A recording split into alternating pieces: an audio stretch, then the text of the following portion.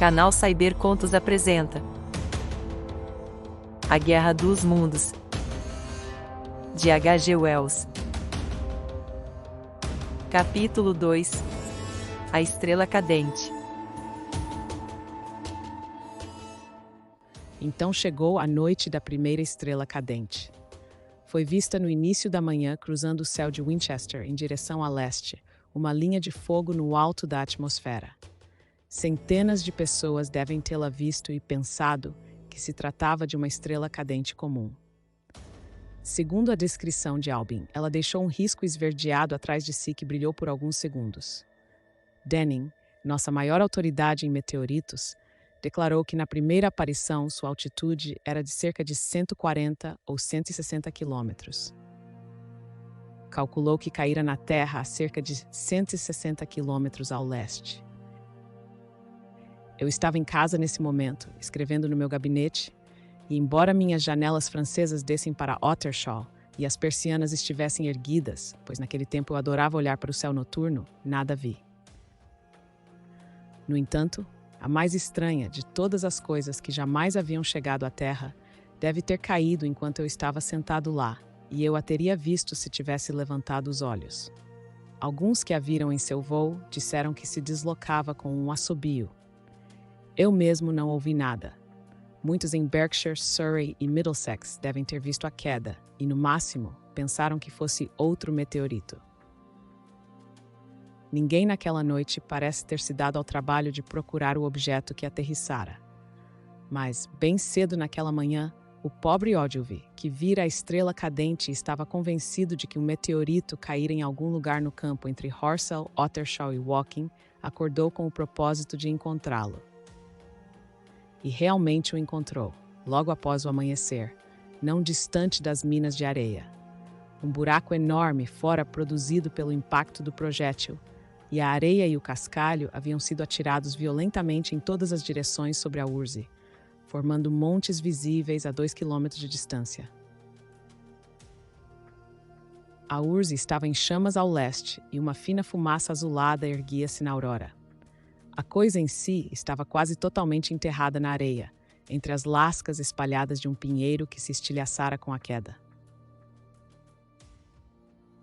A parte visível tinha o aspecto de um enorme cilindro com contornos suavizados por uma espessa incrustação parda e escamosa.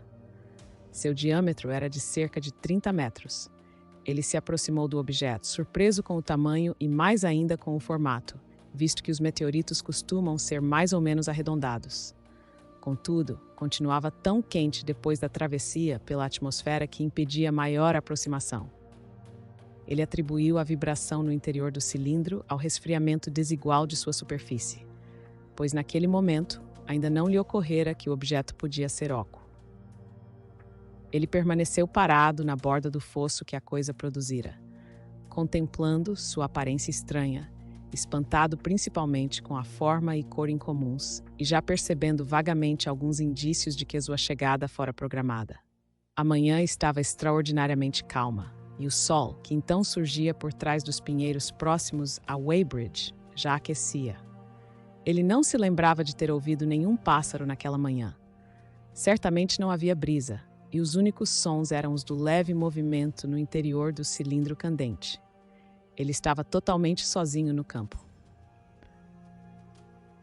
De repente reparou com um sobressalto que parte dos resíduos de carvão da crosta cinzenta que cobria o meteorito desprendia-se da extremidade circular. Caía em flocos e se esparramava sobre a areia. Um grande pedaço descolou-se de súbito e caiu com um ruído brusco, fazendo seu coração subir-lhe à garganta.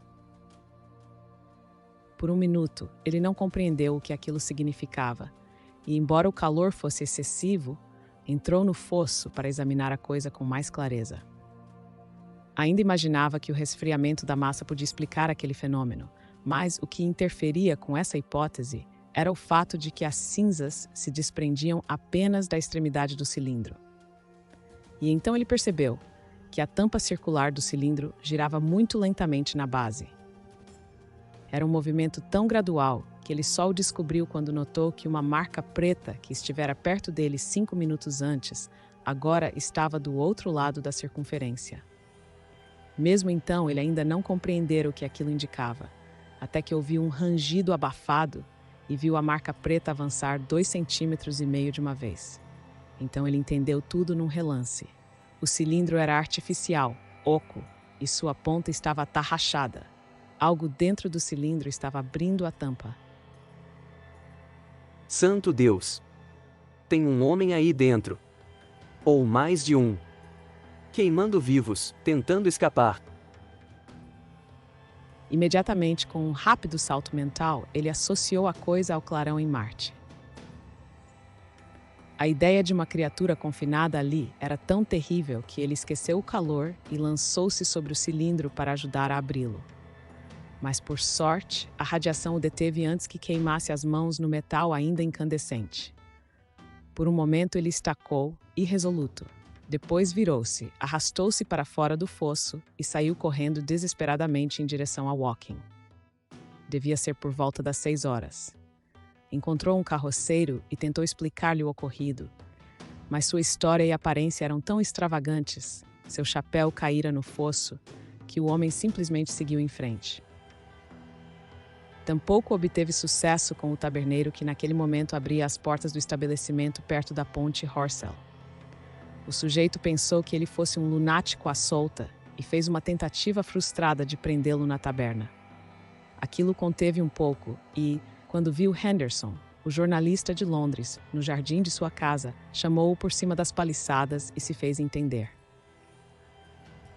Henderson, você viu aquela estrela cadente ontem à noite? O que tem nela? Está no campo Horsell agora. Santo Deus! Um meteorito, essa é boa. Mas é mais do que um meteorito. É um cilindro artificial, homem. E tem algo dentro.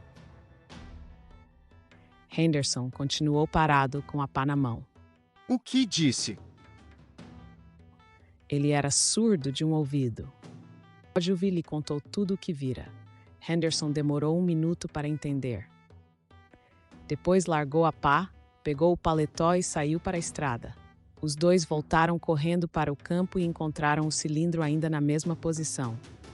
Mas agora, o ruído no interior havia cessado, e um estreito círculo de metal brilhante aparecia entre a tampa e o corpo do cilindro. O ar entrava ou escapava da borda com um chiado fraco. Eles tentaram ouvir, cutucaram o metal queimado e áspero com um pedaço de pau, mas não obtendo resposta, concluíram que o homem ou os homens no interior deviam estar inconscientes ou mortos. É claro que os dois não puderam fazer nada. Depois de gritar promessas e palavras de consolo, voltaram para a cidade em busca de ajuda. Podemos imaginá-los cobertos de areia, alarmados e desalinhados, correndo pela ruazinha sob a forte luz do sol, bem quando os lojistas descobriam as vitrines e os moradores abriam as janelas dos quartos. Henderson entrou imediatamente na estação ferroviária com a intenção de telegrafar a notícia para Londres. As reportagens dos jornais já haviam preparado o público para recebê-la. Às 8 horas, um grupo de meninos e de desocupados já estava a caminho do campo para ver os marcianos mortos. Foi assim que a notícia se espalhou. Eu a ouvi pela primeira vez do meu jornaleiro às 15 para as 9, quando saí para comprar o Daily Chronicle. Naturalmente, fiquei alarmado e não perdi tempo em cruzar a ponte de Ottershaw em direção às minas de areia.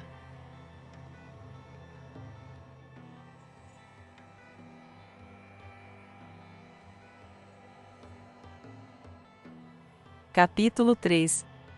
No campo de Horsell. Encontrei uma pequena aglomeração de umas 20 pessoas ao redor do enorme buraco em que o cilindro se encontrava. Já descrevi o aspecto desse objeto colossal, entranhado no chão. A grama e o cascalho ao redor pareciam chamuscados, como se por uma súbita explosão. Sem dúvida, o impacto causara uma onda de fogo. Henderson e Ogilvy não estavam presentes. Acho que perceberam que nada havia a fazer no momento e foram tomar café da manhã na casa de Henderson. 4 ou 5 meninos sentavam-se na beira do fosso, balançando os pés e se divertiam, até eu os repreender. atirando pedras no volume gigantesco. Depois que falei com eles, começaram a brincar de pega-pega em meio ao grupo de observadores. Entre estes havia um casal de ciclistas, um jardineiro que eu empregava de vez em quando, uma moça com um bebê no colo, o açougueiro Greg e seu filho pequeno, e 2 ou 3 desocupados e caddies de golfe que costumavam passar o tempo na estação ferroviária. Quase não se conversava. O povo inglês em geral tinha apenas uma noção remota de astronomia naquela época. A maioria contemplava em silêncio a grande extremidade plana do cilindro, que ainda estava como Ogilvy e Henderson o haviam deixado. Imagino que a expectativa popular de ver uma pilha de corpos carbonizados foi frustrada diante do objeto inanimado. Alguns foram embora enquanto eu estava lá, outros chegaram. Entrei no fosso e imaginei ouvir um fraco movimento sob meus pés. A tampa certamente cessara de girar. Somente que quando cheguei bem perto, a estranheza do objeto tornou-se evidente para mim. À primeira vista, não era mais empolgante do que uma carreta virada ou uma árvore caída na estrada. Na verdade, não era bem assim. Parecia uma espécie de boia enferrujada de combustível. Era necessário certo grau de formação científica para perceber que a crosta cinzenta da coisa não era feita de nenhum óxido comum, que o metal branco-amarelado que brilhava na fresta entre a tampa e o cilindro tinha um matiz desconhecido. Extraterrestre não significava nada para a maioria dos espectadores. A essa altura estava bastante claro para mim que a coisa viera do planeta Marte. Mas julguei improvável que contivesse algum ser vivo. Achei que a abertura da tampa fosse automática. A despeito de Ogilvy, eu ainda acreditava que havia homens em Marte. Minha mente fantasiava com a possibilidade de que o cilindro contivesse um manuscrito, com as dificuldades de tradução que poderiam surgir, com moedas e maquetes que encontraríamos em seu interior e assim por diante. No entanto, ele era um pouco grande demais para sustentar essa hipótese. Eu estava impaciente para vê-lo aberto. Por volta das 11 horas, como nada parecia acontecer, voltei para minha casa em Maybury cheio de tais pensamentos. Mas tive dificuldade para me concentrar em minhas investigações abstratas. À tarde, a aparência do campo já se havia alterado muito. As primeiras edições dos jornais vespertinos tinham sacudido Londres com manchetes enormes. E uma mensagem recebida de Marte. Aparição surpreendente em Woking e assim por diante. Além disso, o telegrama de Ogilvy à Central Astronômica colocara todos os observatórios dos 3 reinos em estado de alerta. Havia meia dúzia ou mais de fiacres vindos da estação de Woking, na estrada ao lado das minas de areia, uma charrete vinda de Chobham e uma carruagem de aspecto senhorial, sem contar um aglomerado de bicicletas. Além disso, um grande número de pessoas devia ter andado, apesar do calor desde Woking e Chertsey, de modo que, somando tudo, a multidão era considerável, incluindo 1 ou 2 damas elegantemente vestidas. Fazia um calor sufocante, não havia uma nuvem no céu, um sopro de brisa, e a única sombra era a dos poucos e esparsos pinheiros. O fogo da urze se extinguira, mas o terreno que se estendia em direção a Ottershaw estava enegrecido até onde a vista alcançava e ainda expelia colunas de fumaça. Um perspicaz quitandeiro da Avenida Chobham enviara o filho com um carrinho de mão cheio de maçãs verdes e cerveja de gengibre. Ao me aproximar da beira do fosso, encontrei-o ocupado por um grupo de cerca de meia dúzia de homens. Henderson, Ogilvy e um homem loiro e alto, que mais tarde eu soube tratar-se de Stent, o astrônomo real, com trabalhadores armados de pás e picaretas. Stent dava instruções com voz clara e estridente. Estava de pé sobre o cilindro que agora se tornara evidentemente mais frio. Seu rosto estava vermelho e molhado de suor e algo parecia tê-lo irritado. Uma grande porção do cilindro fora descoberta, embora a extremidade inferior continuasse enterrada. Assim que me viu entre a multidão de curiosos à beira do fosso, Ogilvy gritou para que eu descesse e me pediu que procurasse Lord Hilton, o senhor daquelas terras. A multidão crescente, disse ele, estava se tornando um sério obstáculo às escavações, principalmente os meninos. Queriam a instalação de uma cerca e ajuda para afastar as pessoas. Disse-me que uma leve vibração ainda se ouvia ocasionalmente de dentro da cápsula, mas que os trabalhadores não haviam conseguido desatarrachar a tampa, pois a superfície não oferecia nenhum ponto de apoio.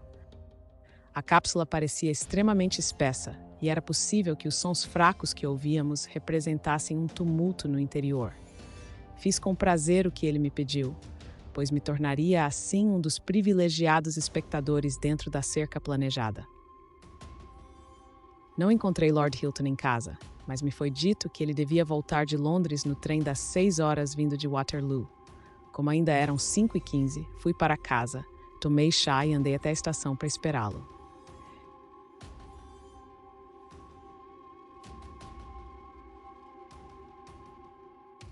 Curta o vídeo e inscreva-se no canal.